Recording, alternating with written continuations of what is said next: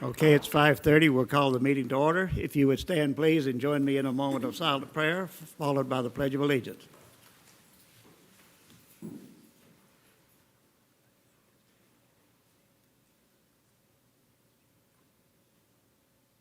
Amen. I pledge allegiance to the flag of the United States of America and to the republic for which it stands, one nation under God, indivisible, with liberty and justice for all. Thank you very much. Please be seated.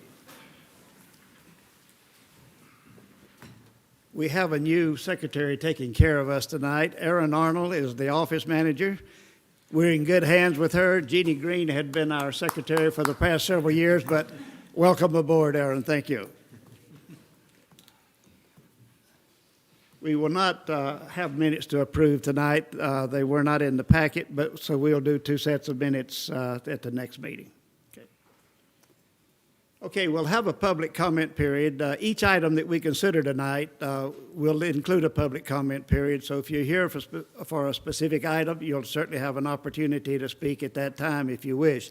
But if you have any general comments you'd like to make, now's the time to do it. And seeing none, we'll proceed with the agenda. Our first item is a request to find the proposed small-scale future land use amendment consistent with the comprehensive plan and compatible with the character of the surrounding area, and recommend approval of the small-scale future land use amendment from county low-density residential, that's 0 to 4 dwelling units per acre, to city low-density residential, 0 to 5 dwelling units per acre, for the property owned by Beckwood Real Estate Development, LLC, and located north of West 12th Street and east of South Hawthorne Avenue. And we have a staff presentation. Good evening, Planning Commissioners. Phil Martinez, Planner 2 with the City's Planning Division. The applicant is proposing a small-scale future land use amendment from county low-density residential to city low-density residential for approximately 0.41 acres.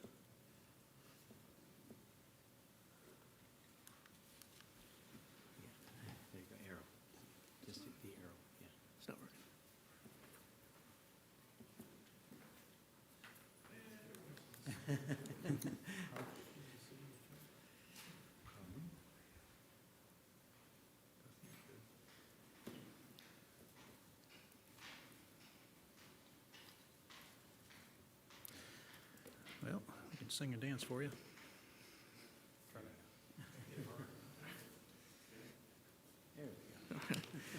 Subject area is highlighted in yellow and located at the northeastern intersection of South Hawthorne Avenue and West 12th Street.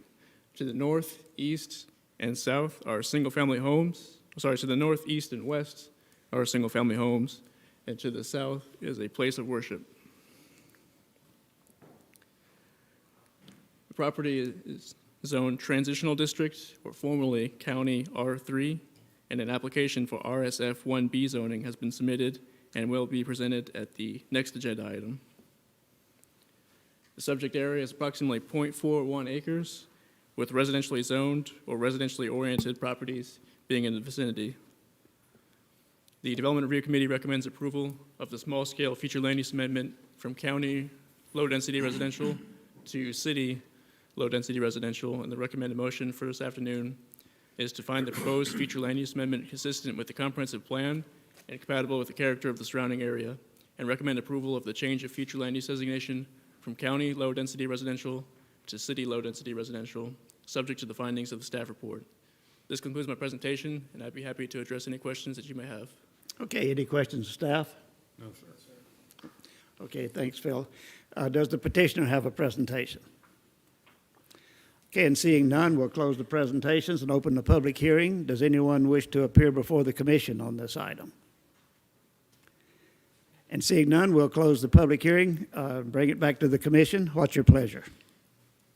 Mr. Chairman, I make a motion to find the proposed small-scale future land use amendment consistent with the comprehensive plan and compatible with the character of the surrounding area, and recommend approval of the small-scale future land use amendment from county low-density residential, 0.4 DU/AC, to city low-density residential, 0-5 DU/AC, for the property owned by Beckwood Real Estate Development, LLC, and located north of West 12th Street and east of South Hawthorne Avenue. Okay, we have a motion by Commissioner Washington. Is there a second?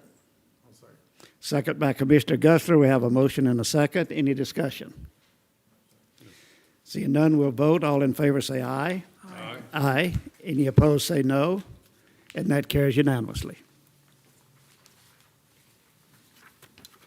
Okay, our next item for the same property is a request to find the proposed change of zoning consistent with the Comprehensive Plan and Land Development Code, and to recommend approval of the proposed change of zoning from County R3, Multiple Family Dwelling District, to City RSF 1B, Single Family Residential District, Large Lot, for the property owned by Beckwood Real Estate Development LLC and located north of West 12th Street and east of South Hawthorne Avenue.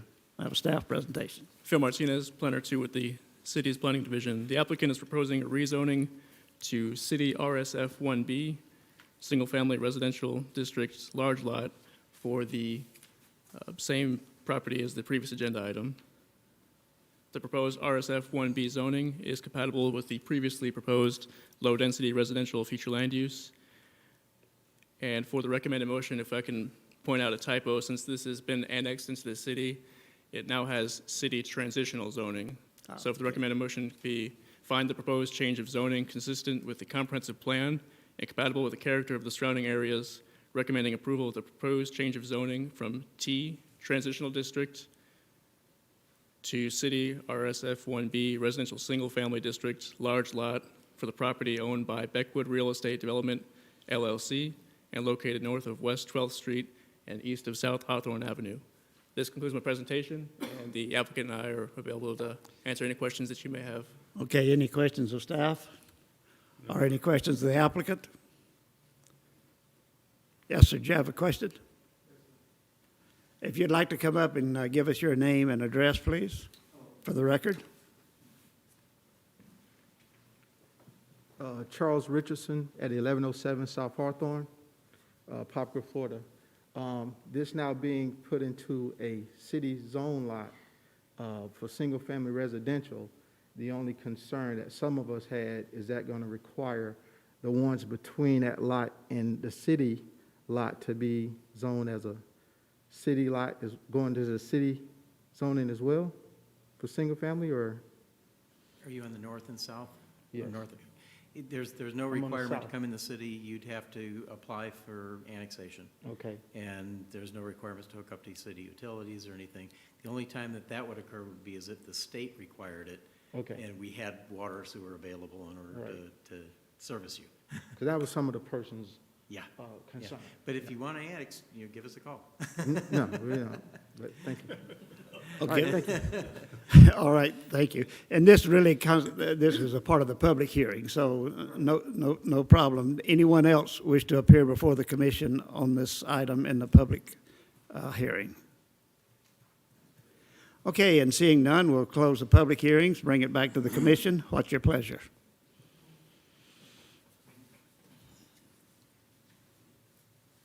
Nobody wants to read one Be shy piece? now. Yeah, I'll do it. I'll make a motion. Look at the change. Okay.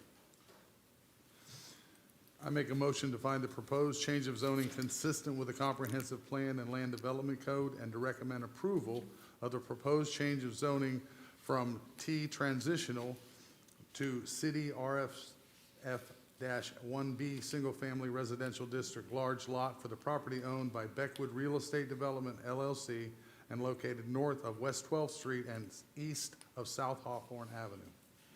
Okay, we have a motion by Commissioner Gusler. Is there a second? Second. Second by Commissioner Lorendo. We have a motion and a second. Any discussion? Then we'll vote. All in favor say aye. Aye. Any opposed say no. And that carries unanimously.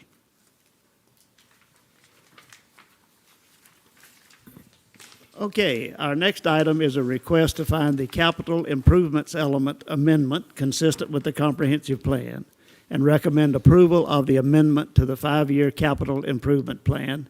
We have a staff presentation. Good evening, I'm Brian Foreman, the Parks and Recreation Director. This is simply a request to update the CIP in order for us to apply for grant funding to proceed with the project. Yeah, and the only change is what is the one for that park in South Correct. Apopka, is that Yes, on correct? Harmon Road, correct, yes. Okay. Any questions from the commission? Okay, thank you very much. And since this is a city item, I assume we have no petitioner, so we'll close the presentations, open the public hearing. Anyone wish to appear before the commission on this item? And seeing none, we'll bring it back to the commission. What's your pleasure? I'll make a motion, Mr. Chairman, I'll make a motion to find a proposed capital improvements element amendment consistent with the comprehensive plan and recommend approval of the amendment to the 5-year capital improvement plan. Okay, we have a motion by Commissioner Stanley. Is there a second? Second. Second by Commissioner Ryan. We have a motion and a second. Any discussion? Then we'll vote. All in favor say aye. Aye. Any opposed say no. And that carries unanimously. Thanks. Okay, our next item is a request to recommend approval of minor amendments to the City of Apopka 2019 Land Development Code. And we have a staff presentation. Thank you, Chair. Jim Hick, Community Development Director. I'll try not to be quite as long-winded as I have in the past, and I'll rely on questions, but I'll do a brief one because that's what's required. So basically, we've done 2 different glitch amendments since the March 2019 Land Development Code was approved, and this one kind of carries on. It includes actually 10 articles and Appendix A, and there's 12 sections in those articles along with Appendix A, which is the Kelly Park form-based code area.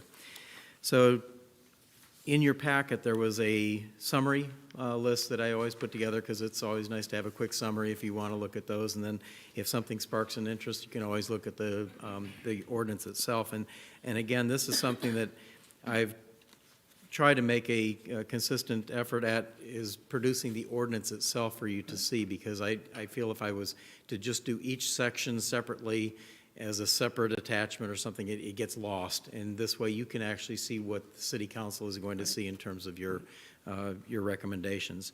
There was one small addition, which it's actually the first item that we added since we sent out the original packet, and it had to do with special exceptions.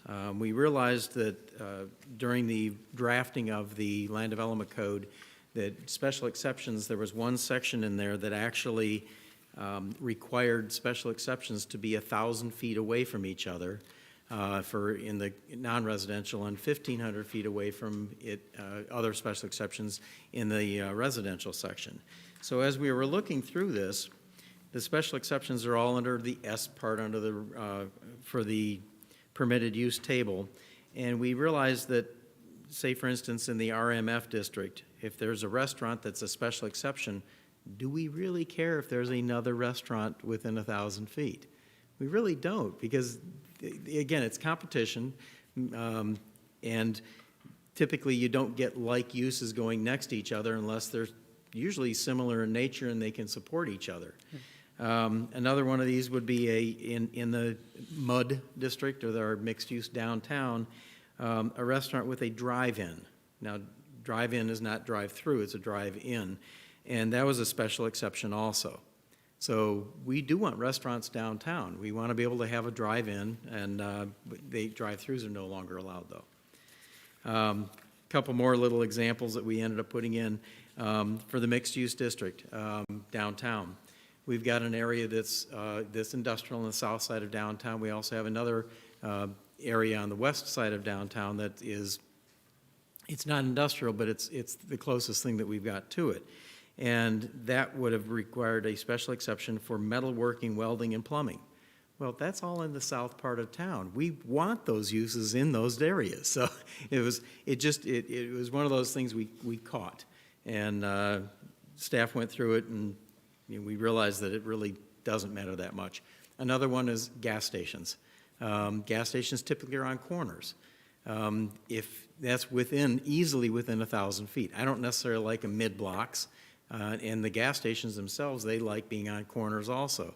But so they concentrate on corners. It's not a bad use because they usually have a lot of traffic flow. So 1,000 feet, well, that's right across the street. So, and I think, obviously some people want certain types of gas, and this allows that for that competitive type nature. So that's the first one that we added into what was originally sent out to you. Okay. That was long-winded enough. Another one that we found out, we were getting different requests. Typically, in order to put up a mobile home, this is under Article 3, Section 3.2 and 3.2.3 Agricultural District. We've got a lot of different agricultural nurseries in town. We also have a lot of large lots that are just the nursery, and a lot of them don't have a mobile home or a house on those because it's the nursery product itself. So we were getting actually a lot of requests for putting a mobile home because they have somebody that's on site that can keep an eye on the property itself. And granted, mobile homes typically are in your mobile home district or a mobile home park. But in this case, if something is over 5 acres, which most of these nurseries are, suggestion was to allow for a mobile home. And that's actually for security purposes the majority of the time for these agricultural districts. Even if it wasn't a nursery, a mobile home on a 5-acre parcel, they're usually not putting it right up front. They're usually in back, and they have tree lines and things like that. So, and also some of the mobile homes that they're putting in are pretty well constructed. They're not the old tin travel trailers that would pull up and you'd still see the wheels on them. So it's a little bit different use. So can I ask you a question on that? Sure. Please? So if the land use, if they were to decide to develop that and turn it single, whatever, and improve it, would then that mobile home be disallowed? They can, it's a continuing use. Typically, for a lot of these agricultural uses that are being bought out, they're buying everything in the Right. mobile home that ends up going kind of And by if someone wants fruition. to put up like a little housing development or build a few homes, then, That would probably end up going. You can't replace it, and you couldn't move it to another location on the lot. Because it would be permitted where it actually is. It's similar to signage. If sign goes defunct after a certain number of months, usually 180 days, 6 months, that sign would have to be taken down. It's no longer a valid sign. So that would be kind of the same type of thing. thank you. Is there only one mobile home allowed on 5 acres? Correct. And that does not mean 2 mobile homes for 10 acres. It's just, it's a lot. If they wanted to separate the lots and make two 5-acre parcels, then sure, they could do that. Okay. But no, it doesn't accumulate. Thank you for clarifying that. Sure. The next two have to do with Article 3 also, but it's under light industrial and heavy industrial. Obviously, we are getting a very strong base of industrial uses in town. Good tax base, doesn't require a lot of police or fire responses, except for possibly accidents or something like that, but it's not like a typical subdivision. But one of the things that we've been finding is that they've been coming in for height variances. So instead of having to come in for variance after variance after variance, the recommendation is to increase the height to 45 feet for your light industrial and heavy industrial, so that it's done. It's what the industry is typically working towards anyway, and we've been getting a lot of new industrial coming in, doing those pre-construction, or not pre-construction, but pre-application meetings, and they're actually reading our code, which is really nice, and they're saying, well, our building is 41 feet, so we just pop it up to 45 feet, and we won't have too much to worry about at that point. Trying to be proactive instead of reactive. Next one. Let's see here. That was Article 3 and Article 4 with the mobile home. Those are related. One's in one section for the zoning districts, and the other is the use regulations. That has to do with the 5 acres. So basically the same type of thing, but being able to allow a mobile home in the agricultural district, we had to put that in the code also. Development standards, residential property. This is one that we actually put in some requirements a little while ago regarding lighting, street lights. And, uh-oh. Who's got the music?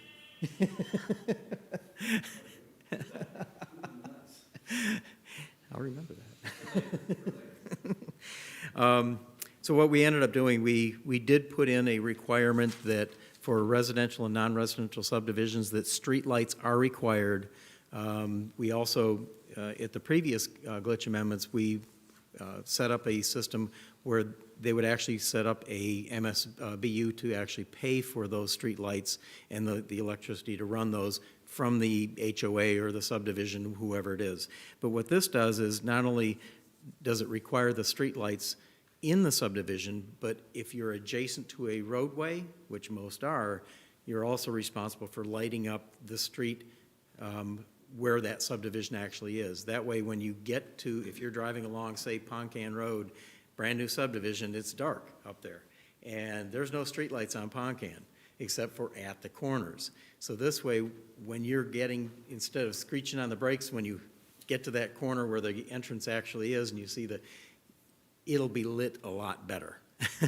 And that's a safety thing that the fire department was recommending so that we can actually see the subdivision knowing that you have an approach for it. Some of them are going to be shorter areas where you might only need one or two, like Zarebrook across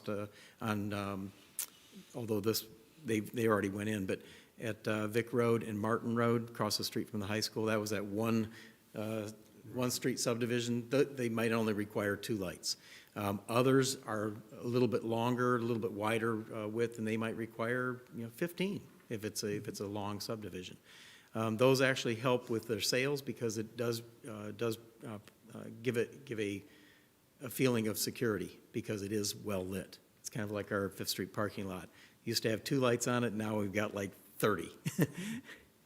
So if you haven't been there, take a look at that. Jim, I have a question. Sure. So these lights, great idea. I wish I had them in front of my subdivision. It's too late for that. But the land where the lights will be installed, is that land controlled by the HOA? The lights are still on, they're still leased from Duke Energy. The HOA or whatever subdivision, if it's residential, non-residential, they just pay for the electric bill, basically. They just pay for the electric, Yeah, not the lease on the lamp? correct, Okay. correct. Let's see here, the next one, this is one that we were getting from, let me go to this section real quick. Just trying to find the page. This is under section 5.13, roads, streets, sidewalks, and bikeways. We basically updated the language for the vertical alignment criteria for the pavement and road standards themselves. This is something that Public Works came up with. Our standards were actually less than any other city and the county in terms of the thickness of the roads themselves. So what we're doing is bringing that up so they actually last. That's one of the reasons why we were having problems with potholes in the city.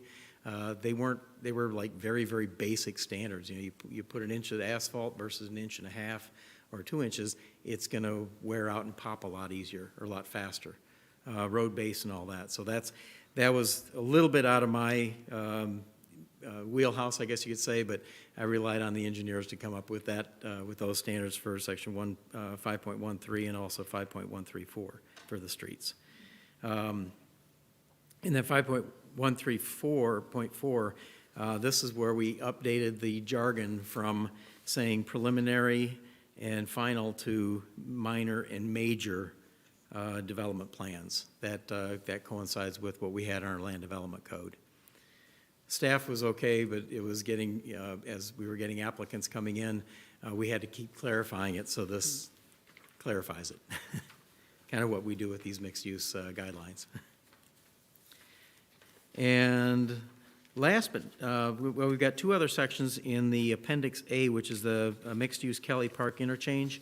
Obviously, everybody's had issues with COVID and dealing with restaurants, dealing with calling in your call and pulling up to the curb or going through the drive. I'm thinking Zaxby's. You don't necessarily have to drive in to get your order, but you do have to go through the drive-through lane. You aren't necessarily placing it at the call order box. And we've got a couple sections up in the form-based code, primarily the village center, that we wanted to kind of take into account the changing atmosphere for developments. And what this does is allow for, there's a chart here that's under Table 2 in the form-based code, which are uses allowed in the Kelly Park form-based code area. Restaurants with drive-up or drive-through facilities are still not allowed in your main core area because that's basically your McDonald's or Burger King, things like that. But what we did want to take into account was the pull-up or drive-through and pick up your order. So if people wanted to stay in your car and just drive up, you text them and say you're here, they come out. I've noticed that Pizza Hut does this right now.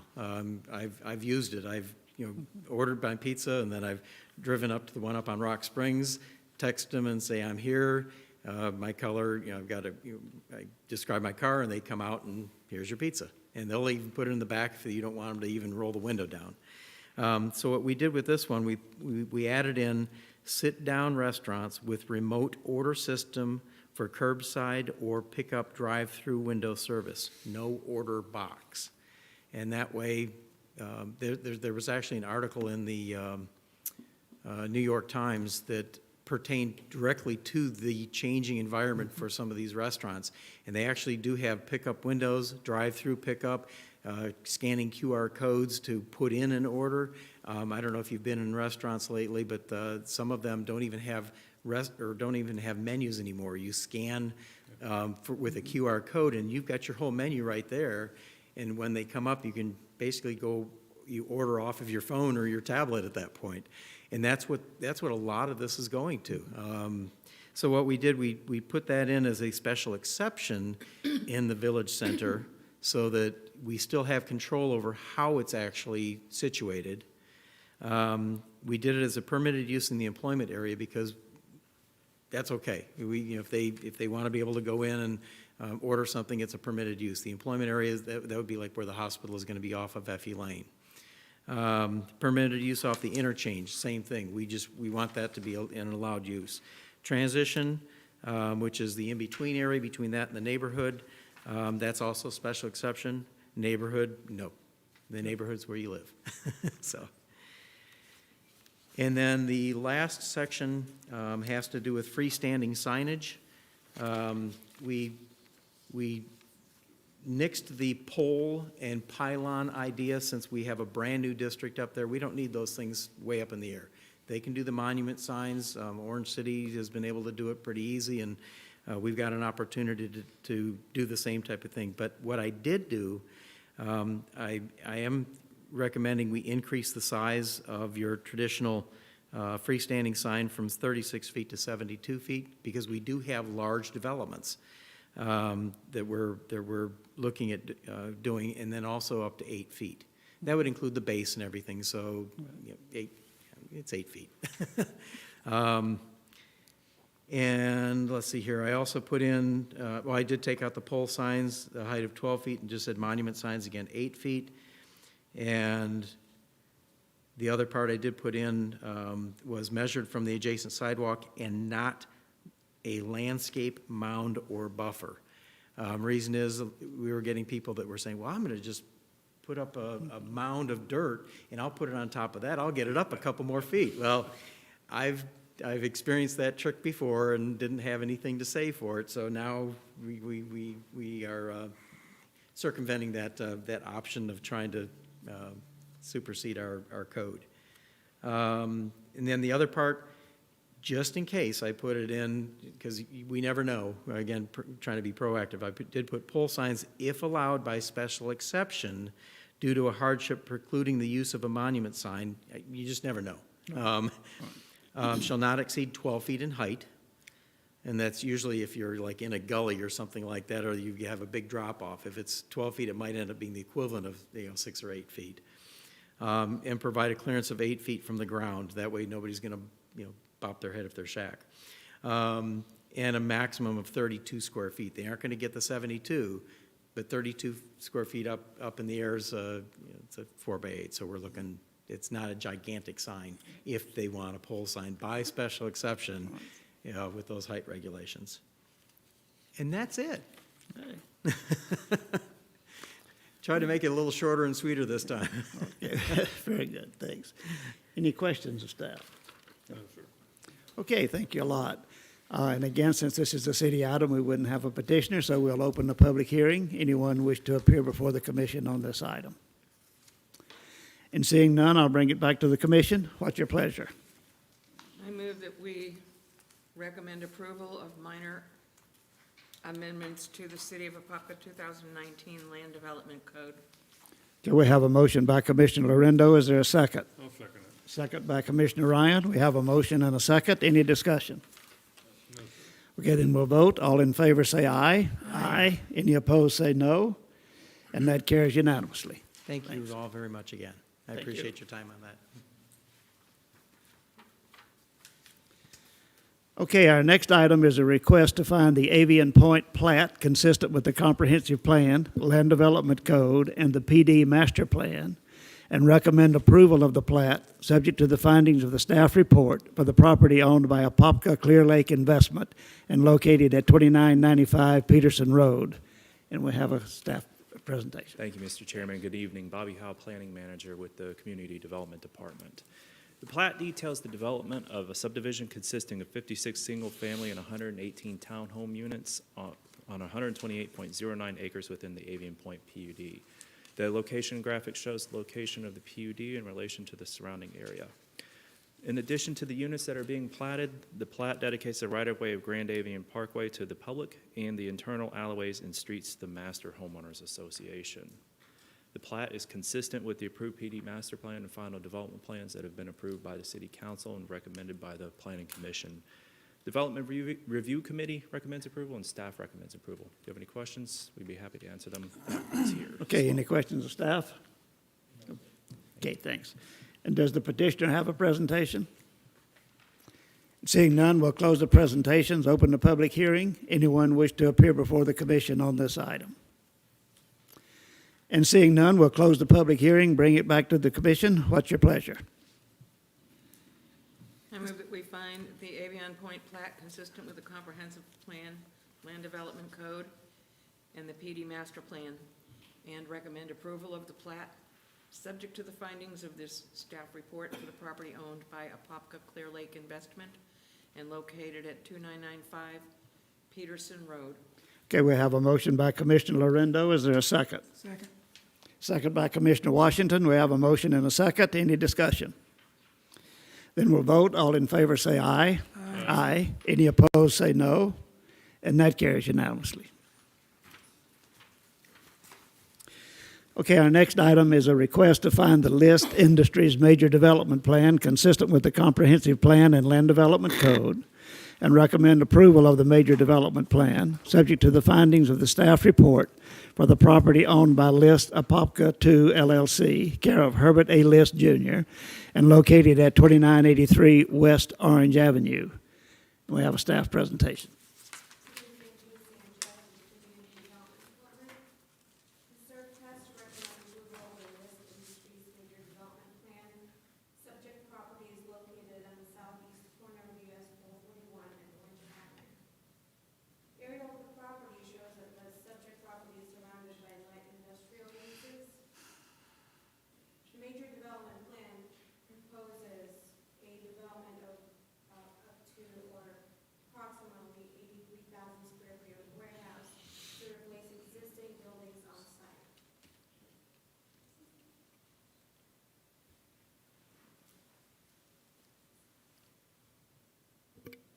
Sorry about that. As I was saying, the development plan proposes a development of 83,000 square feet of warehouse to replace existing buildings on site. The warehouse use and user will remain the same. Ingress, egress access points for the development will be via full access onto Orange Avenue. A mixture of crepe myrtle, Japanese privet, and wax myrtles are proposed on the western and southern boundaries along Orange Avenue. Little gem magnolias and understory trees embellish the landscape parking islands. The landscape plan meets the requirements of the Land Development Code. Shown are the proposed architectural renderings consistent with the development design guidelines. The Development Review Committee recommends approval of the List Industries Major Development Plan, subject to the findings of the staff report, and the recommended motion is to recommend approval of the Major Development Plan. Staff and applicant are available for questions. Okay, any questions of staff? Okay, any questions of the applicant? Does the applicant wish to make a presentation? Okay, seeing none, we'll close the presentations and open the public hearing. Anyone wish to appear before the commission on this item? Seeing none, we'll close the public hearing and bring it back to the commission. What's your pleasure? Mr. Chairman, I make a motion to find the List Industries Major Development Plan consistent with the Comprehensive Plan and Land Development Code, and recommend approval of the Major Development Plan, subject to the findings of this staff report for the property owned by List Apopka 2 LLC, care of Herbert A. List Jr., and located at 2983 West Orange Avenue. Okay, we have a motion by Commissioner Washington. Is there a second? Second. Second by Commissioner Stanley. We have a motion and a second. Any discussion? Hearing none, we'll vote. All in favor say aye. Aye. Any opposed say no. And that carries unanimously.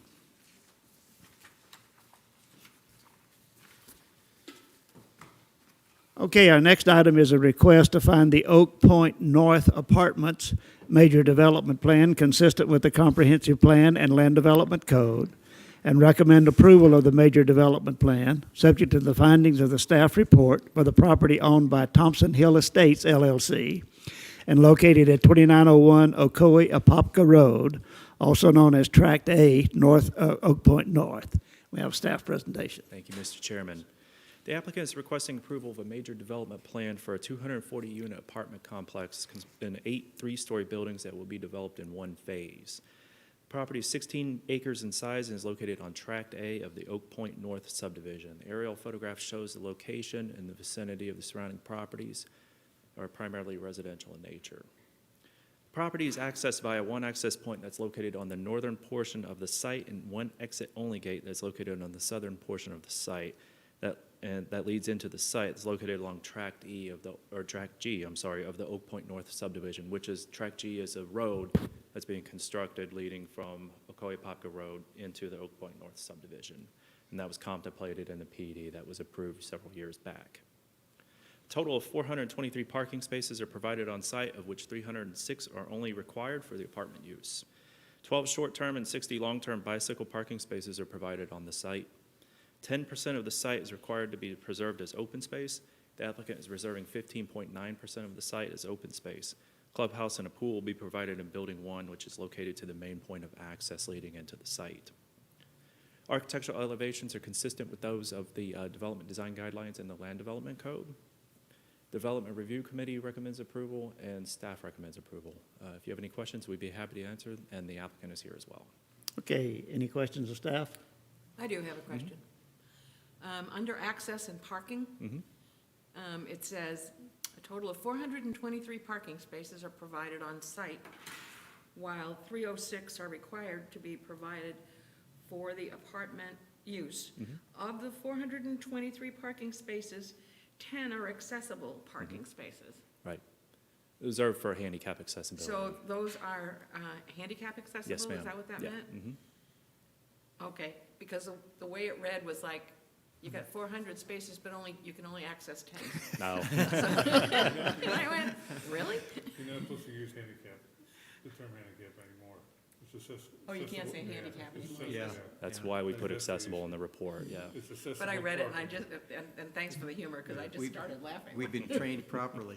Pardon me? What? We've been trained properly.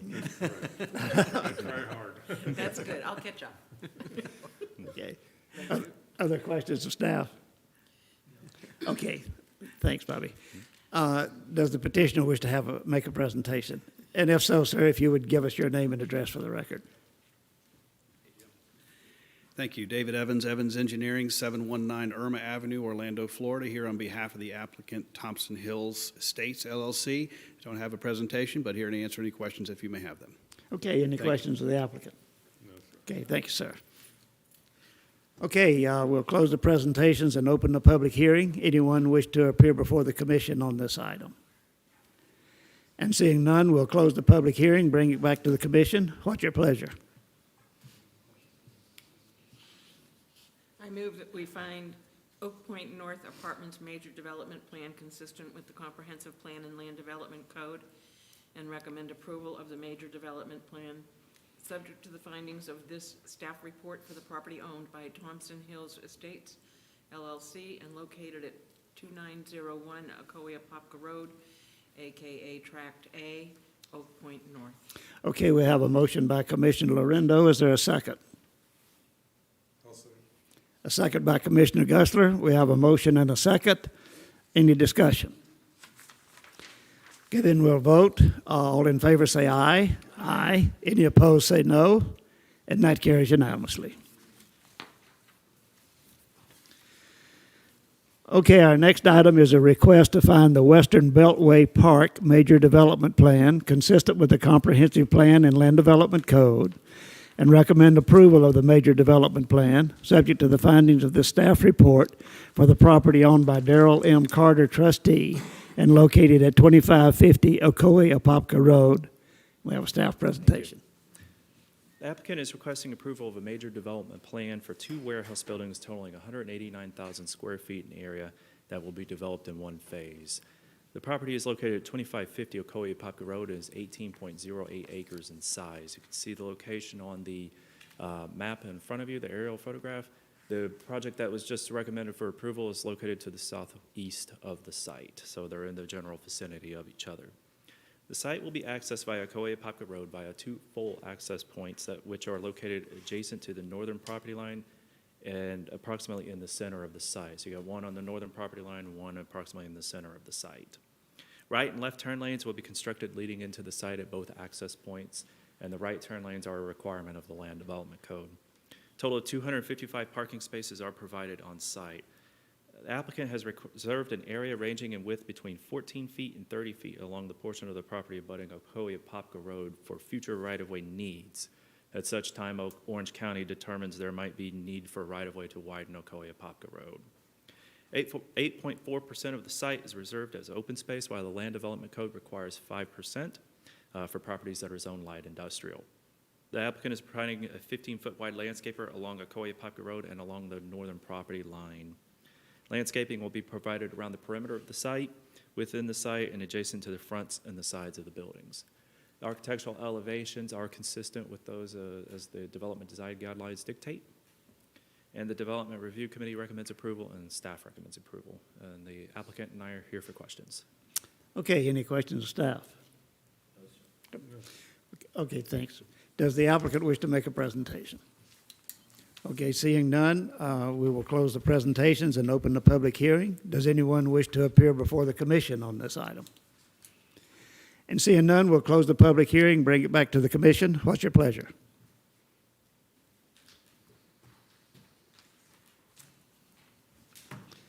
I'll make a motion. Okay. I make a motion, the Western Beltway Park Major Development Plan consistent with the Comprehensive Code and Land Development Code, and recommend approval of the Major Development Plan subject to the findings of the staff report for the property owned by Darrell M. Carter, trustee, and located at 2550 Ocoee Apopka Road. Okay, we have a motion by Commissioner Gusler. Is there a second? Second by Commissioner Stanley. We have a motion and a second. Is there any discussion? And seeing none, we'll vote. All in favor say aye. Aye. Any opposed say no. And that carries unanimously. Do we have any old business? Real quick, I'll just mention, that last one that you just mentioned was, or that we just recommended approval, that was one that had the variance for the height that we had last month. Okay. Okay. Right. So, And that apparently is kind of a standard. So Yes, sir. what we've done here on the Land Development Code will no longer require those. correct. Okay, very good. Okay, do we have any new business? There being no further business to come before the commission, will be adjourned.